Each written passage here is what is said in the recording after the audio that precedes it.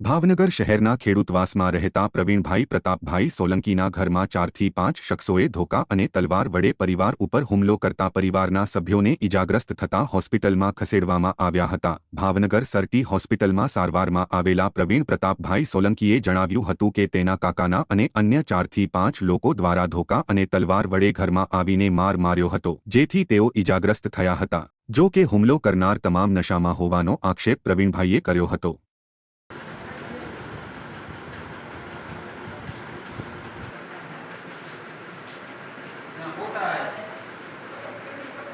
દયાબેન કરણભાઈ સોલંકી દ્વારિયા હડકમાન મંદિર પાછળ દેવા શું છે મારા કાકાજી ને એના 4 છોકરા ને એની સોળી અમે 2 જણા ખાતા હતા ને તો ઘરમાં ઘૂસીને મારી ગયા।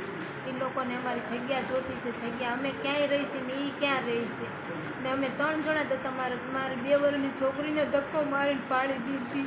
મારી સોળી ઘરે છે, મારી 2 વર્ષની સોળી જ છે, સીજી ઉપર ને સાથે અમને ચડી ગયા, મને હાથમાં મારી દીધું। આ બધું મારું ફાળી નહીં, મારા વનની વચ્ચે પડી ગયું। કોણ હતું, એનું નામ શું છે? બાઘાભાઈ હતા, બીજું કોણ હતું? અક્ષયભાઈ, રાહુલભાઈ, રાજવીર ને એક એની બેન વિશા હતી ને એક મીઠુડો હતો।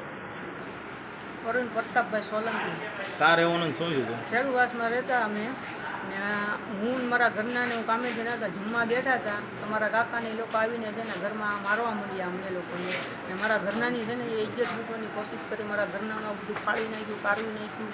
પછી નાની મારી છોકરીને મારી એ લોકો 5-6 જણા હતા, બાગાભાઈ હતા, પછી રાહુલ હતો, નિશા હતી, રાજવીર હતો, અક્ષય હતો, બધા હતા। એ ઘરમાં કરીને બધાને અમને માર્યા। અત્યારે હતા કોઈ ભાઈ?